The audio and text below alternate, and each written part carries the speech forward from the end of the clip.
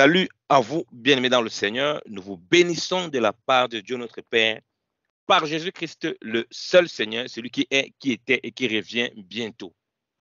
Tunawasalimu ndugu wapendwa katika Bwana kwa jina la Yesu Kristo aliyekuwako na anayerudi karibuni. Que le Seigneur vous remplisse encore de sa grâce, qui vous bénisse encore abondamment au nom de Jésus. Bwana wajaze tena na neema yake na wabariki tena sana kwa jina la Yesu Kristo. Soyez encore la bienvenue à votre émission spéciale Retour à la parole, Retour à Jésus-Christ. Mmekaribisha tena kwenye kipindi chenu kipendelevu kinachosema kuhusu kurudi katika neno ama kumrudia Yesu Kristo.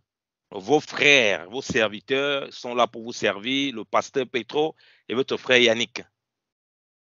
Ni watumishi ndugu zenu ambao wamefika hapa kwa kuwatumikia, ndugu Petro na ndugu Yannick. Nous voulons parler de la prospérité selon le Seigneur. Tunatafuta kuzungumzia sana ufanisi kulingana na Bwana. Parce que voilà un véritable problème parmi les chrétiens. Maana hiyo ni shida kubwa kabisa katikati ya Wakristo. Lorsque l'année commence, les gens font beaucoup de vœux de prospérité. Wakati mwaka inaanza, watu wanafanya mambo mengi ya kutakia watu mambo ya kufanikiwa. Et lorsque les gens font le vœu de prospérité, ils ne pensent que uniquement à avoir l'argent. Na watu wanapofikiria kutakia watu mema, wanafikiria tu kuhusu kupata pesa. Ou à avoir des choses que leur cœur désire ou des choses dans lesquelles ils sont en manque. Na wanafikiria sana kuhusu vitu ambavyo mioyo zao inatamani na vile ambavyo wanakosa. Et à cause de ça, des gens sont prêts à écouter toutes sortes de prophéties. Na kwa sababu ya ile watu wako tayari sana kupokea kila unabii yoyote ile. Parce que les gens ont besoin de quelque chose et s'ils entendent n'importe quoi qui peut leur promettre qu'ils vont recevoir ce qu'ils cherchent, alors ils vont donner. Maana watu wanangoja chochote kile wanachotamani wapewe ili kuweza kutoa kabisa. Du coup, les gens donnent avec une intention de recevoir quelque chose. Na unapata watu wanapana kwa kuwa na nia ya kupokea kitu chochote. Donc il y a pas la notion de la foi. Na hakuna kabisa ndani mwao neno la imani. Il y a pas la notion de la crainte de Dieu. Hakuna ndani mwao woga wa Mungu. Il y a pas la notion de la marche par l'esprit. Hakuna ndani mwao neno la kusema kuongozwa na Roho. Mais seulement ce que nous on a envie, tellement on a envie, on passe peut-être par des problèmes. Na kwa sababu watu wanatamani, wanapitia mashida. Que ce qu'on entend qui dit qu'on peut prospérer dans ce qu'on veut, alors même si ce n'est pas conforme à la parole de Dieu, on accepte. Na watu wanaambiwa kwamba wanaweza fanikiwa kabisa jinsi wanataka na hawataki kufanikiwa kulingana na neno la Mungu. Voilà pourquoi on a toutes sortes de prophètes de malheur. Ndio maana unapata watu wanapokea manabii wengi sana wa ole. Et de faux pasteurs. Na wachungaji wabaya. Jésus qui dit qu'il y a de la joie à donner qu'à recevoir. Yesu Kristo anasema kuna furaha kubwa kutoa kuliko kupokea. Il se sert donc de ce passage pour dire que si tu donnes aujourd'hui, tu vas voir ce qui va se passer dans ta vie. Tu vas voir la prophétie que tu vas recevoir. Na wanasingizia hiyo shairi wakisema ya kwamba ukitoa utaona kile ambacho utapokea. Donc quand tu donnes comme quelqu'un qui cherche quelque chose et non comme quelqu'un qui a le cœur pour donner. Na unapata mtu kama anapana, hapana kwa kupana kwa moyo, lakini anapana ili apokee kitu. Donc Dieu devient une entreprise dans laquelle tu investis ton argent et tu attends le retour. Na kwa hivyo wanafanya Mungu kuwa kampuni ambao watu wanaifanya kuwa atapokea kutoka kwa Mungu kitu. Et c'est dans ces vœux de prospérité que les gens disent ah bonne année, vœux de prospérité, prospère, argent, beaucoup de biens. Na ndio maana napata ile kutakiana mwaka mpya, wanaanza kutakiana tu utapata pesa, utapata mambo mazuri. Kwa hiyo inakuwa ni hivyo sasa. Ils voient donc les serviteurs de Dieu qui peuvent avoir des prophéties pour ces choses comme des endroits où il va investir son argent. Na mtumishi anakuwa ni nafasi yake mzuri ambayo anaona hapa ndiye anaweza kupata pesa kabisa. En fonction des prophéties qui vont lui plaire.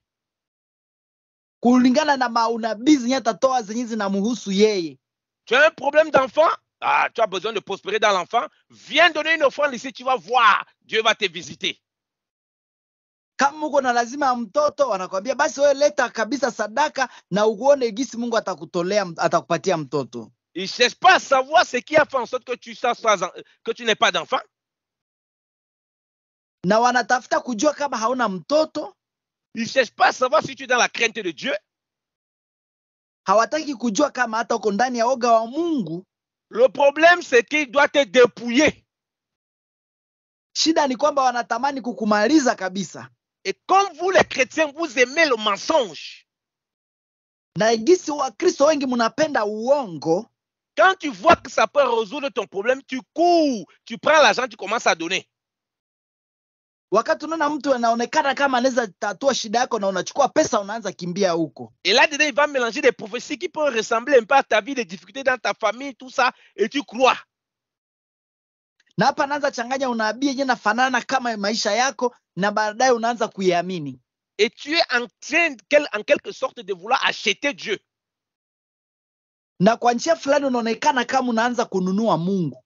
Donc ce n'est ni la foi qui t'accompagne, na utapata hiyo sio imani inayokupeleka, ni la crainte de Dieu qui t'accompagne, na sio woga wa Mungu pia inayokuongoza, mais le seul désir de voir ton problème être résolu. Lakini shida ni tamaa ya kuona mashida zako zinapata suluhisho. Donc les imposteurs, ils continuent à abuser de toi. Na unapata hao wanabii waongo wanaanza kukutumia wewe, parce que toi-même tu leur donnes l'occasion d'abuser de toi. Kwa sababu wewe mwenyewe unawapatia hiyo njia ya kukutumia kabisa. Parce qu'il y aura toujours des faux prophètes, des faux serviteurs de Dieu.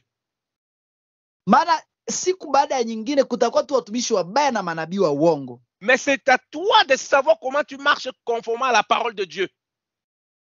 Lakini ni jukumu lako kuangalia namna gani wewe unatembea kulingana na neno la Mungu. Donc ta prospérité ne dépend pas de comment tu donnes l'argent pour avoir des choses. Kwa hivyo kufanikiwa kwako sio namna jinsi unavyopana pesa kupokea vitu, mais dépend de la foi que tu mets dans le Seigneur. Lakini ni kuchukua imani yako unayoweka katika Bwana. Dépend de la connexion et de la crainte que tu mets dans le Seigneur. Inategemea ile gisi unavyokuwa na ushirika na Mungu. C'est lui qui va te permettre de prospérer tant spirituellement que matériellement. Na yule atakuruhusu kufanikiwa kimwili na kiroho. Mais aujourd'hui les gens veulent changer l'évangile. Lakini leo watu wamebadilisha kabisa injili. Ils cherchent la prospérité. Wanatafuta kufanikiwa. Et ils ne veulent pas de la connaissance et de la marche avec Dieu. Na hawataki kujua na kutembea na Mungu. Ils ne veulent pas ce qui est conforme à la parole de Dieu. Ils veulent ce qui est conforme à ce qu'eux ils désirent. Hawataki kujua kile ambacho Biblia inasema, lakini wanataka kujua kile ambacho wanataka wao. Ils sont impatients. Hawana uvumilivu wowote. Sans maîtrise de soi. Hawana kujizuia popote kabisa. Sans fruit de l'esprit. Hawana matunda yote ya roho. Et ils espèrent être agréables à Dieu. Et voilà pourquoi ils se laissent emporter par toutes sortes de doctrines. Na wanafikiria wako mbele ya Mungu vizuri, ndio maana wanabebwa na kila hewa yote ya misingi ya injili. Lorsqu'on marche connecté au Seigneur, wakati mtu ameunganishwa na Bwana, ce qu'on fait vient profondément dans notre cœur avec foi. Kile kinachokuja kinatoka kabisa ndani ya imani inayotoka ndani ya misingi ya moyo. Et du coup les bénéfices qu'on aura de ça, na hapo mafaida ambayo utaipokea kutoka ile, ce n'est pas parce que on cherchait ces bénéfices, mais parce que on cherche d'abord à plaire à Dieu. Haiko juu ulikuwa natafuta faida, lakini ni kwanza juu ulikuwa natafuta upendeze Mungu. Oh, très peu le font. C'est pourquoi ils vont des charlatans qui demandent l'argent pour tout et n'importe quoi pour leur prospérité. Ndio maana napata wengi wanaenda kule kwa manabii wa uongo wakitafuta kile ambacho kinaitwa kufanikiwa. Depuis que tu donnes l'argent pour prospérer dans ton travail, on te donne les prophéties. Tangu siku ulianza kupeana pesa ili kwenye maunabii ili upate kile unachohitaji. Depuis que tu donnes l'argent pour prospérer dans ton commerce, on t'a donné les prophéties ça et là, tu as donné l'argent. tangu siku ulianza kupeana pesa juu ya biashara yako, ukapeana pesa huku na kule. Les prophètes ont même révélé les choses dans ta vie. Tu as donné l'argent. Na manabii hata wakafunua mambo yote kwenye maisha yako, ukapana pesa. Mais ta vie spirituelle est aussi médiocre. Et même plus médiocre qu'avant que tu ne reçoives toutes ces choses. Lakini maisha yako ya kiroho iko yenye ole, imeharibika hata kabla na hujapana ile mambo yote. Parce que tu ne marches pas selon la parole de Dieu.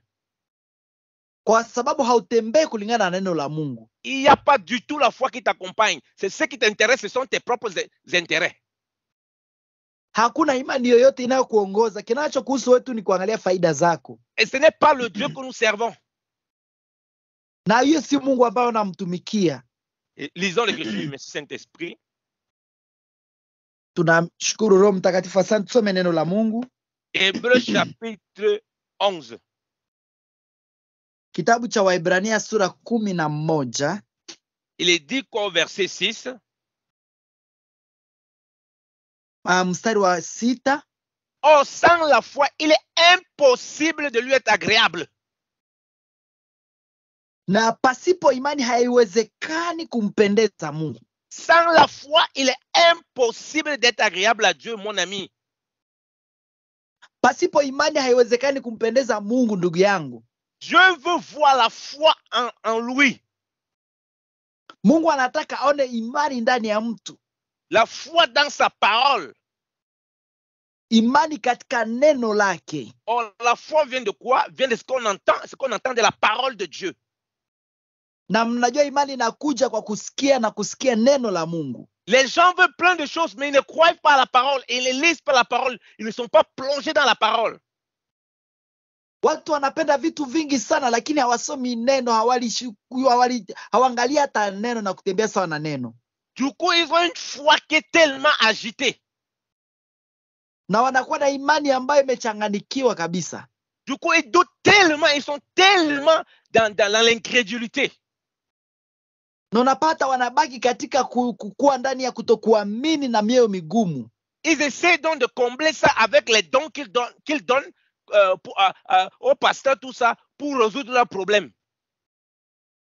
Kwa kukosa imani kwao, wanajaribu kuifunika ndani ya kutoa sadaka kwa watumishi ili wafikiria wanatatua shida zao. C'est pourquoi ta vie tourne en rond et c'est pourquoi tu continues à être abusé. Ndio maana maisha yako yanabaki pale pale tu kila saa na kuendelea kutumiwa na watu.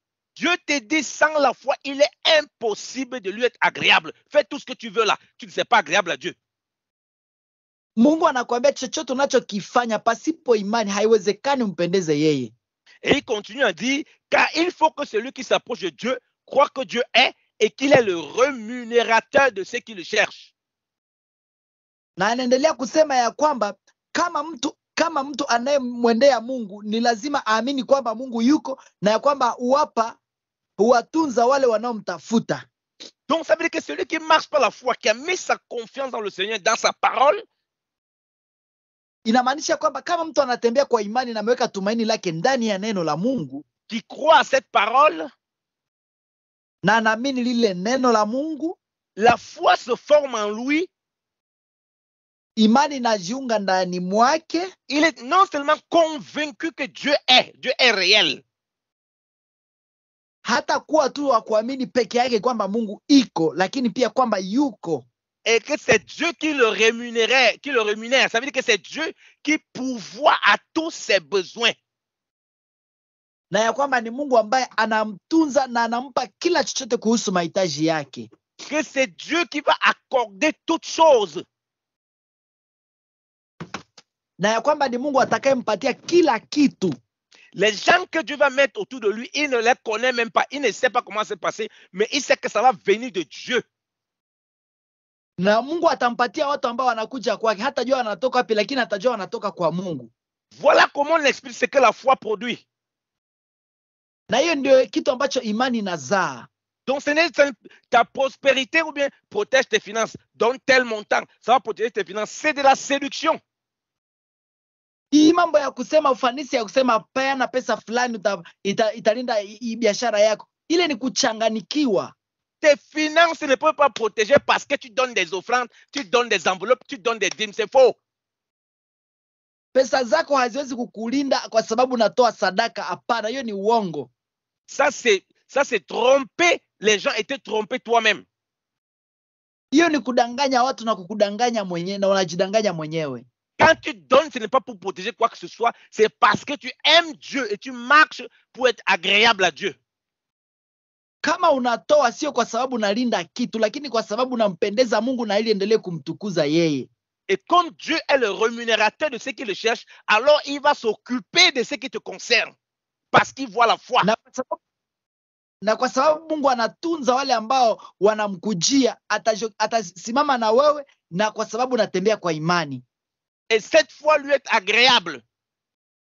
Na ile imani inampendeza yeye.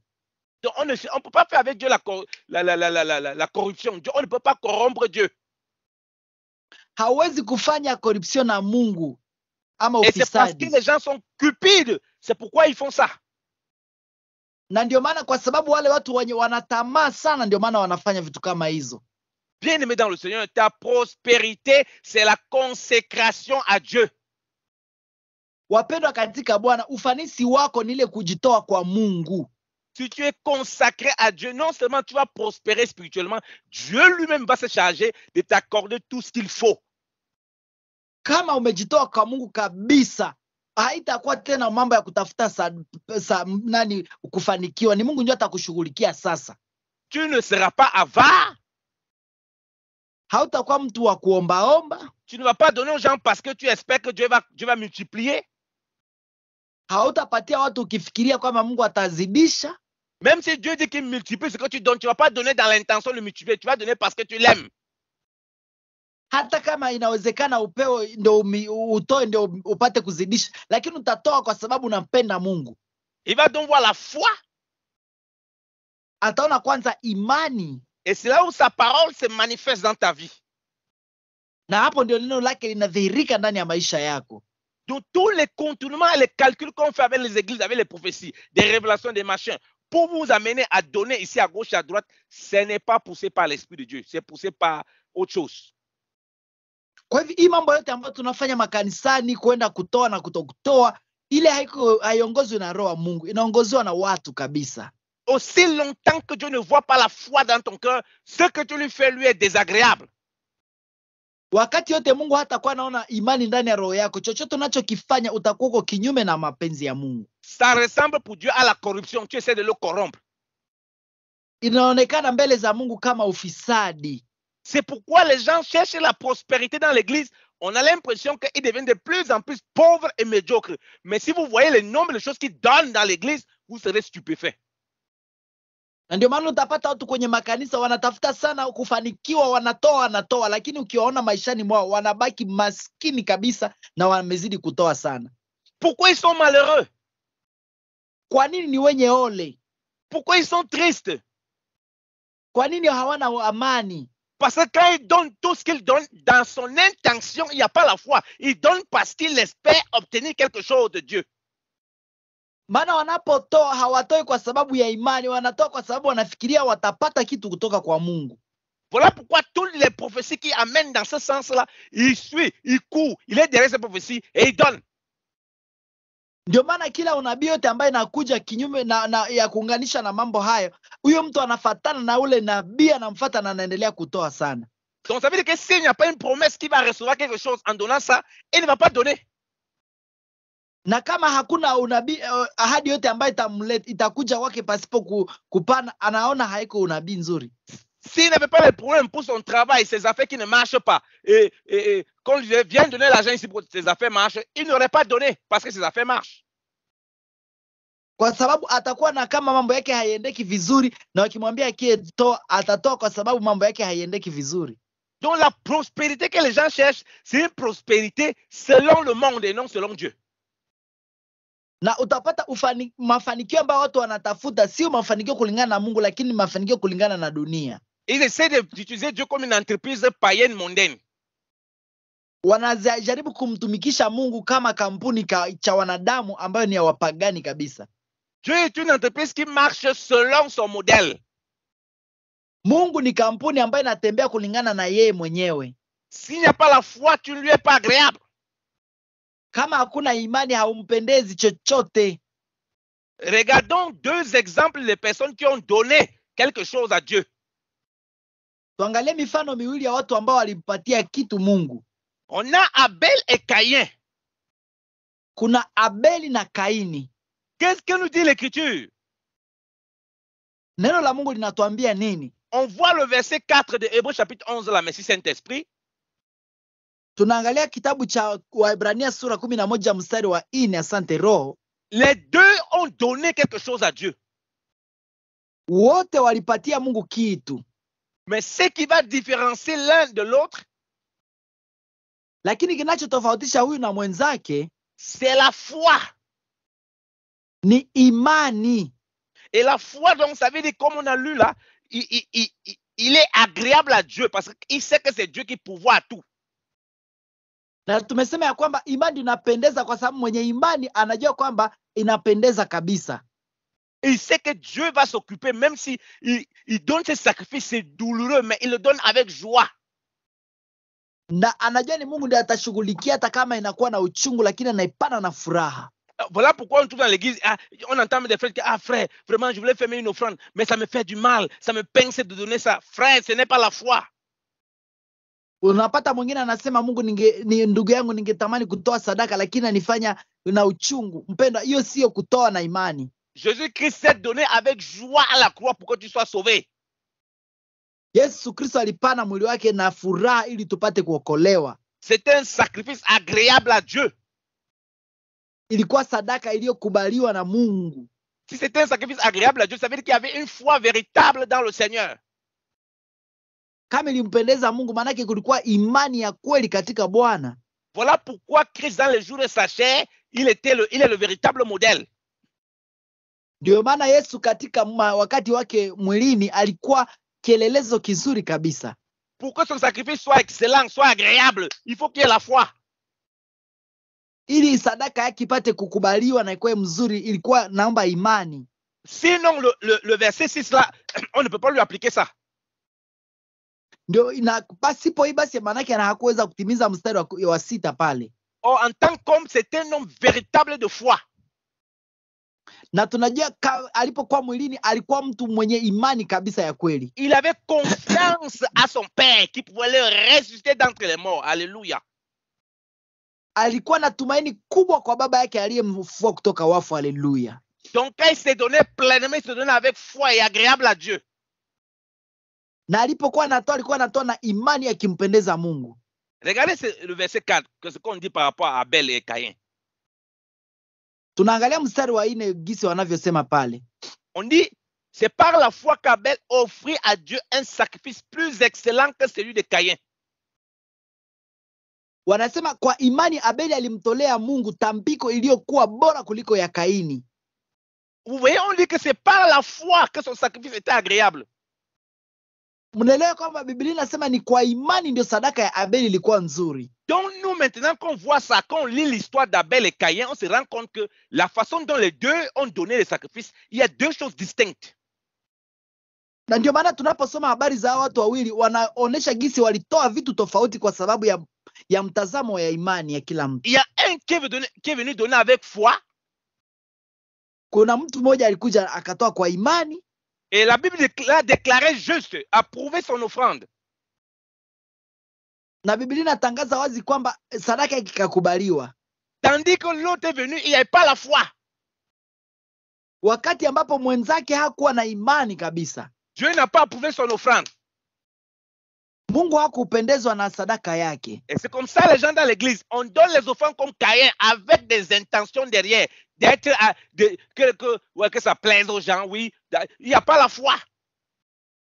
Na hivyo ndivyo makanisani watu walivyo, wanapana sadaka na ile moyo mbaya sana ambayo sio na imani. On vient donner parce qu'on veut que nos affaires prospèrent, mais c'est pas parce qu'on aime Dieu, c'est pas parce qu'on a la foi en Dieu. Wanakuja kutoa ili mambo yao ipate kufanikiwa, lakini sio kwa sababu wanamwamini Mungu, hapana. Du coup, comme ce n'est pas donné avec la foi, quand les affaires ne prospèrent pas comme on veut, qu'est-ce qu'on fait? On est malheureux et triste. Na ndio maana kwa sababu hakuna imani ndani ya sadaka zao, wanakuwa wenye ole na wenye uchungu mwingi. On n'a pas la joie, on n'a pas la paix. Watu hawana furaha, hawana na amani yoyote. On a tellement donné au pasteur c'est là et puis on ne sait plus quoi faire.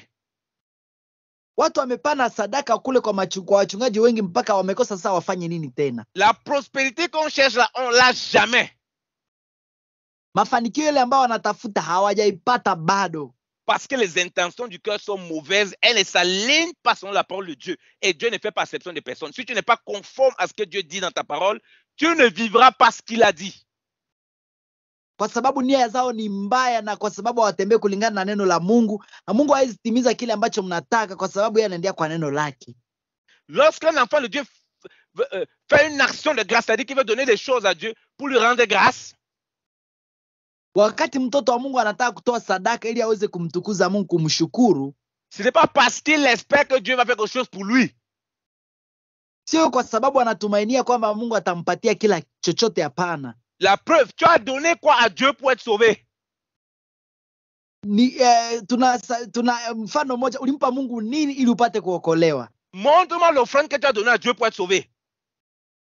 Tuoneshe sadaka uliyompa Mungu ili uokolewe. Alors que ça, c'est ta véritable prospérité, c'est que Dieu lui-même, c'est lui qui a donné pour que toi tu sois sauvé. Ingawa hiyo ndio mafanikio ambayo ya kweli ambayo Mungu mwenyewe alitoa ili sisi tuokolewe. Toi, tu veux changer le modèle de Dieu, tu dis que c'est maintenant toi qui vas donner pour que Dieu lui fasse ces choses dans ta vie.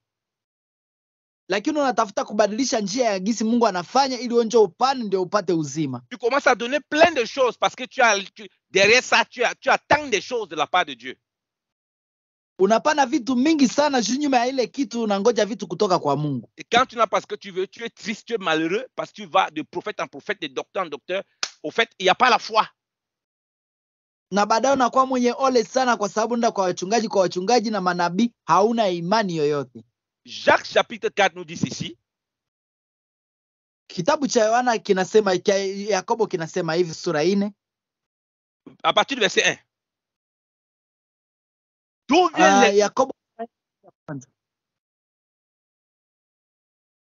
viennent les luttes et d'où viennent les querelles parmi vous? Mapigano na ugomvi wote katikati yenu vinatoka wapi?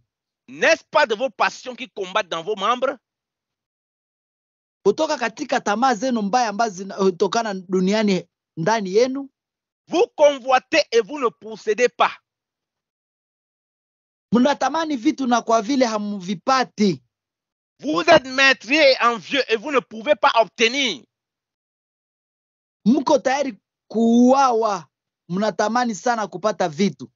Vous avez des querelles et des luttes. Lakini mko na shida ya kupigana na vita. Et vous ne possédez pas parce que vous ne demandez pas. Hampati kile mnachotaka kwa sababu hamkiombi kwa Mungu. Vous demandez et vous ne recevez pas. Mnaomba lakini hampati. Parce que vous demandez mal. Kwa sababu mnaomba vibaya. Dans le but de satisfaire vos passions. Mnaomba ili mpate kutosheleza tamaa zenu. Voilà pourquoi toutes les années, les gens disent « Venez prospérité », mais ils ne parlent jamais de la foi, de la crainte de Dieu. Non. Ndio wanapata watu wanasema mwaka wa mafanikio, lakini hakuna siku ile wataongelea kuhusu woga wa Bwana na utakatifu. On dit vous demandez mal. Lorsqu'il n'y a pas la foi, il n'y a pas la crainte de Dieu et que tu t'attends pas au Seigneur, mais plus tard tes calculs, tu demandes mal. Wakati unapotumika sana bila imani na kuomba, ukifikiria nia zako, unaomba vibaya. Dans le but de satisfaire tes passions. Ndani ya nia kutimiza tu tamaa zako. Oh Seigneur, regarde comment les gens se moquent de moi. Il faut que tu fasses quelque chose. Voilà comment tu demandes. Il n'y a pas la foi. Unaanza kuomba Mungu, oh Bwana, unaona vile watu wananifanya, nifanyie kitu ili watu wapate kuona. Ili hamna imani. Oh Seigneur, montre-leur que tu es le véritable Dieu. Accorde-moi tel travail. Accorde-moi telle chose. Mon ami, Dieu n'écoute pas ça des prières. Oh Mungu nipatie, wapate kujua kwamba niko na Mungu. Unipatie kazi mzuri, mpendo. Mungu asikie maombi kama yale. Parce qu'il ne voit pas la foi dans ça. Maana Mungu haone imani ndani ya ile kitu. Parce qu'il ne voit pas l'humilité, la crainte de Dieu. Mungu haone hata unyenyekevu na woga wake. Ton obéissance dans ton cœur, il y a des choses cachées. Katika unyenyekevu wako ndani ya Mungu kuna vitu vilivyofichwa.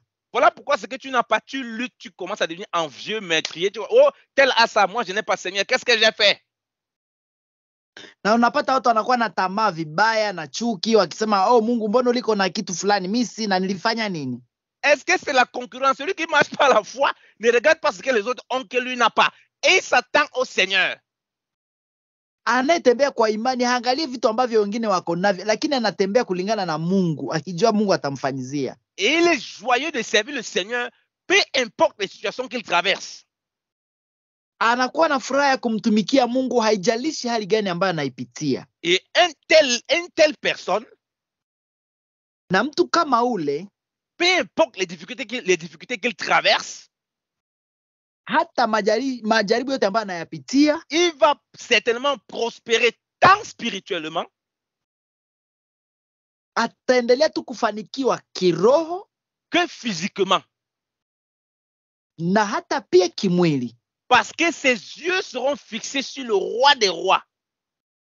maana macho yake itamtazama ule mfalme wa falme. Parce que malgré les tempêtes, il va toujours s'attendre au Seigneur et il va voir le Seigneur mettre autour de lui tout ce qui est nécessaire pour qu'il vive pleinement la prospérité.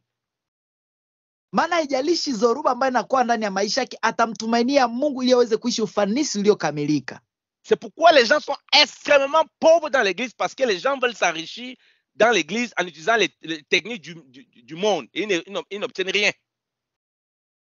Ndio maana utapata watu wengi sana ni maskini kwenye makanisa, maana wanatamani kutumia mbinu za dunia ili wapate kupokea, na wanakuwa wenye ole. Jésus-Christ a été clair, il a dit, recherchez premièrement le royaume de Dieu. Yesu alikuwa wazi akisema tafuteni kwanza ufalme wa Mungu. Il n'a pas fait d'ambiguïté. Hakuweza kufanya vitu visivyofaa. Il n'a pas fait de confusion. Hakufanya michanganyiko. Il dit que c'est lui qui recherche premièrement le royaume de son Père. Anasema mtu atakayetafuta kwanza ufalme wa baba yake. Et on sait que ces recherches-là, c'est la foi, comme on a dit, la crainte de Dieu, la sanctification, la mise à part pour Dieu. Na tunasema kwanza ni imani ambayo mtu anaishi woga wa Bwana na kujitenga kwa sababu ya Mungu. Et il te rassure, toi et moi, que toutes choses vont nous suivre. Par-dessus tout, nous serons donnés. Toutes choses. Na anatuhakikisha ya kwamba na vitu vyote vitanyongeza kwetu. Il n'a pas dit quand, il n'a pas dit comment, mais il t'a dit que ça va te suivre. Hakusema kwa muda gani ama vipi, lakini akasema zitakufuata. Maintenant, toi, les faux pasteurs et les faux docteurs qu'on a ici dehors te font comprendre que, regarde, les choses ne te suivent pas. Lakini unapata walimu wabaya na wachungaji wabaya wanaanza kuuliza mbona vitu havikufati? Parce que tu n'as pas donné l'offrande prophétique, parce que tu n'as pas fait telle offrande, parce que tu n'as pas donné telle dîme, parce que tu n'as pas fait ça. Wanaanza kuonesha kwa sababu haukutoa labda sadaka ya 10 ama labda kutoa sadaka ya nabii, na wanakuonesha vitu vingi sana. Alors que lui, le Seigneur t'a dit que tu dois rechercher premièrement le royaume. Ingawa Bwana alikuwa amekuambia kwanza tafuta kwanza ufalme wa Mungu. Il ne t'a pas dit de regarder les choses que tu n'as pas. Hakusema uangalie vitu ambavyo hauna. Parce que toutes ces choses du siècle présent, il appelle ça les choses. Maana vitu vyote vya ulimwengu wa sasa anaviita vitu. Il te rassure que si on recherche premièrement le royaume de Dieu, anasema ukitafuta kwanza ufalme wa Mungu, ces choses vont même nous poursuivre, on va fuir. Anasema hata vitu vile vyote vitatufuata sisi. Parce qu'on sera comblé du Seigneur. Maana tutakuwa tumejazwa na Bwana. Mais l'ennemi fait en sorte que, et les charlatans font en sorte qu'on a plutôt les regards sur les choses qu'on n'a pas, au lieu de regarder notre communion avec Dieu.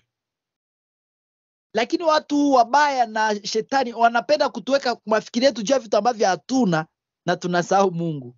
Voilà pourquoi les gens sont extrêmement dans toutes sortes de pauvreté spirituelle et matérielle dans l'église. Ndio maana watu wanakuwa kwenye kabisa umaskini wa ohehahe kiroho na kimwili ndani ya makanisa. Une telle médiocrité spirituelle. Wanaishi katika upungufu kabisa wa ajabu wa kiroho.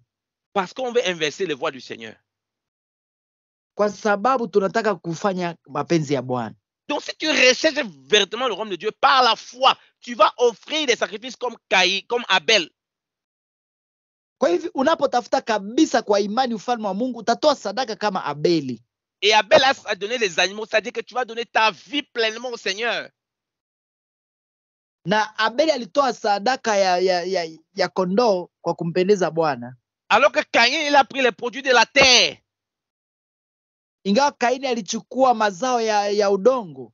Donc je viens avec une offrande, je peux venir avec une offrande, de l'argent, je donne. Mais si ce n'est pas ma vie que je donne quand je donne cet argent, je suis en train de donner les produits de la terre comme Caïn. Na ndio maana mtu anapotoa vitu ambavyo ni za kutoa kujitahidi tu, atakuwa anatoa vitu kama tu Kaini kwa kujisaidia. Ça ne pouvait pas être agréable à Dieu puisque la terre, c'est qu'elle produisait. Dieu, Dieu, Adam, avait maudit la terre, c'est qu'elle produit. Maana kile ambacho Kaini alitoa hakingependeza Mungu, maana Mungu alikuwa amelaani nchi. Donc Caïn est venu avec les fruits de la malédiction. Kwa hivyo Kaini alikuja na matunda ya laana. Parce qu'il n'y avait pas la foi dans ce qu'il faisait. Maana hakukuwa na imani kwa kile alichokuwa anakifanya. S'il y avait la foi, eux qui ne mangeaient pas encore les animaux, ils devaient se rendre compte qu'il faut que je sacrifie une vie. Maana angekuwa na imani, angejitoa kabisa kwa imani. Donc ça peut être que les animaux qui peuvent être agréables au Seigneur. Kwa hivyo ni mnyama ndio anaweza kuwa tu anampendeza Mungu. Et non le fruit de la terre qu'on ramène comme ça devant Dieu. Na sio matunda ya ardhi ambayo mtu anamletea Mungu. La femme qui a donné 2 pièces. Mwanamke aliyeleta 5 mbili. Le Seigneur a dit qu'elle a donné plus que tous les pharisiens qui ont donné beaucoup d'argent parce qu'elle a donné tout ce qu'elle avait. Ce qu'elle avait fait, c'était avec foi et crainte de Dieu. Bwana alisema ya kwamba yule ametoa vizuri kuliko Wafarisayo, maana alitoa kwa imani na kile alichokuwa nacho. Et Dieu sait comment lui-même il va la récompenser. Na Mungu alijua namna gani yeye mwenyewe atampa thawabu. Mais les gens veulent inverser l'évangile. Lakini watu wamebadilisha injili. Donc ta prospérité, bien-aimé le Seigneur, c'est de demeurer dans la foi, dans la crainte de Dieu. Et tu vas prospérer tant spirituellement et même physiquement selon que Dieu le permet. Alléluia. Kwa hivyo unapoendelea katika oga wa Bwana mpendwa, kufanikiwa kwa kutendelea kiroho na kimwili gisi Mungu atataka. Alléluia. Et ça c'est quelque chose de certain. Na ni kitu ambacho kina uhakika. Il le dit à Josué chapitre 1. Na anasema katika Yoshua sura 1. Il dit, fortifie, à partir du verset 7, fortifie-toi seulement et aie bon courage, en agissant fidèlement selon toute la loi que Moïse, mon serviteur, t'a prescrite, ne t'en détourne ni à droite ni à gauche, afin de réussir dans tout ce que tu entreprends. Anasema ila tu uwe imara na hodari, uwe mwangalifu na kuzingatia sheria yote iliyokuamuru mtumishi wangu Musa. Fuata kila sehemu ya sheria hiyo, nao utafanikiwa popote uendapo. Donc Dieu lui fait comprendre que tes entreprises réussissent, pas parce que tu me donnes des choses, on est encore sous la loi ici, mais parce que tu te fortifies dans la loi que tu as reçue de moi et que tu ne te détournes ni à gauche ni à droite. Donc tu cherches à me faire plaisir, à me plaire, et on se comprend que ce n'est pas la foi.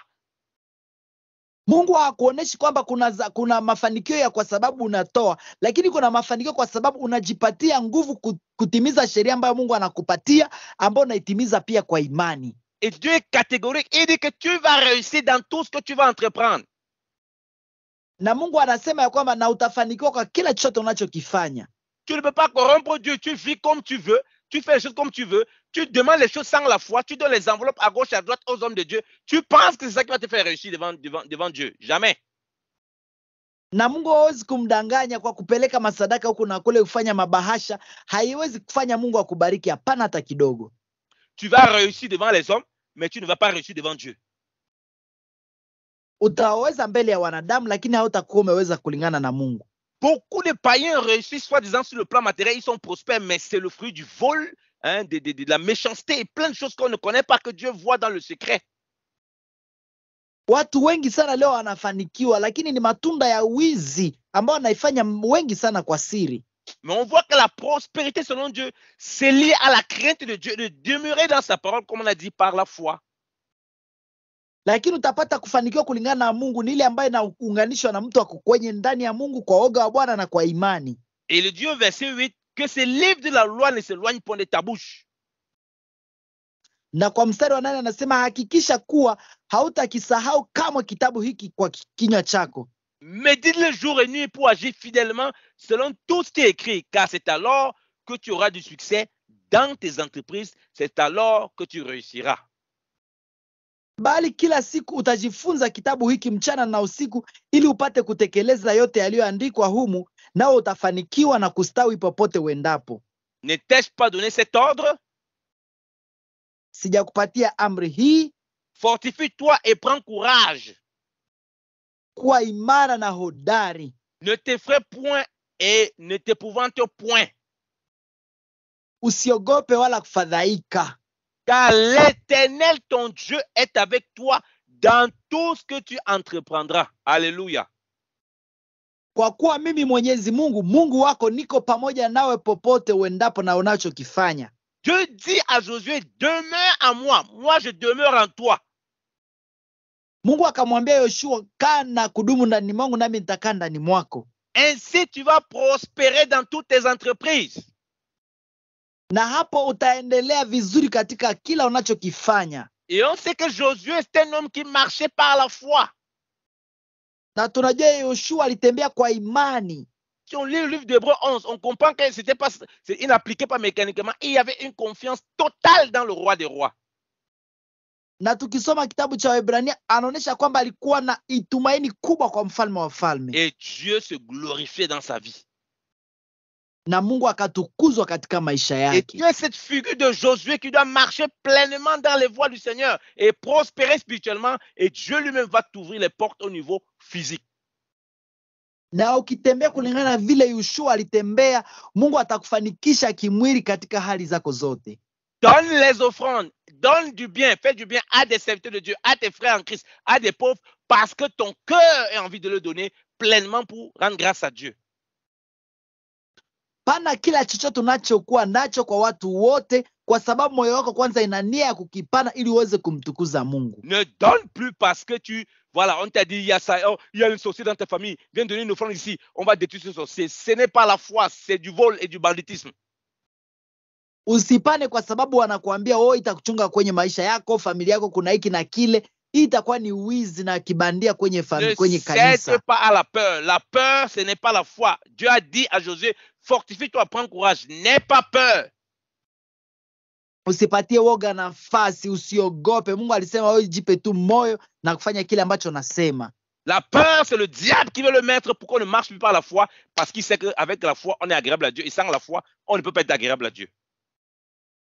Woga ni ya shetani kwa sababu anakuletea woga ili usipendeze Mungu kwa imani, maana pasipo imani haiwezekani kupendeza Mungu. Que le Seigneur nous bénisse abondamment au nom de Jésus-Christ de Nazareth. Amen. Mungu awabariki sana kwa jina la Yesu Kristo wa Nazareti. Amen. Wapendwa katika Bwana, tunawashukuru sana popote mlipo. Asante kwa sababu ya kipindi hiki ambacho mnakifata kila mardi na vendredi, na tunaanza kila mardi kuanzia 21h30 mpaka 20h15 na mpaka 22h15, na kila vendredi tunapatikana tena kwenye kipindi RPC kuanzia 19h30 mpaka 20h15. Pengine uko na swali, uko na neno la kusema, unaweza piga simu kwa namba ifuatayo ambayo ni ya Airtel, ama kunaandika message, itakuwa jambo njema.